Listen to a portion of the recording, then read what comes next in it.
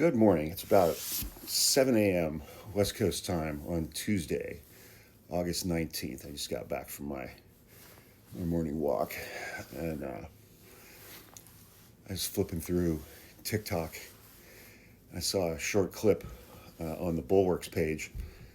I will tag them below. Everybody should go follow the Bulwark, and you should subscribe to their website and Substack.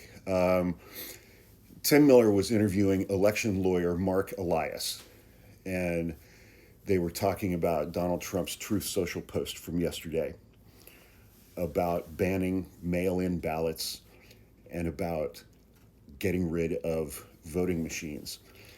And they were discussing headlines from the New York Times and from the Washington Post. What Donald Trump is proposing in that, he said he's going to make an executive order and sign an executive order banning mail-in ballots nationwide and doing away with voting machines. And like the headline in the New York Times was, Trump proposes changes to voting. And the headline from the Washington Post was something along the lines of, Trump previews executive order on voting. As though he's proposing like minor adjustments. First of all, the president has no role in voting or elections. Per the Constitution, elections are handled by the states. That's one of the founding principles of federalism that we have in this country. The foundational bedrock principles of federalism. States run elections, period, full stop. Within very limited parameters, Congress can pass legislation about, time, place, and manner, things along those lines. But the elections are run by the states. The president, per the Constitution, has absolutely no role.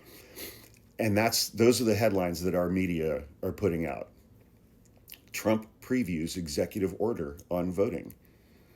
It would have been just as accurate for them to say, Trump proposes illegal, unconstitutional changes to voting that will never happen because the president has no role in voting per the Constitution.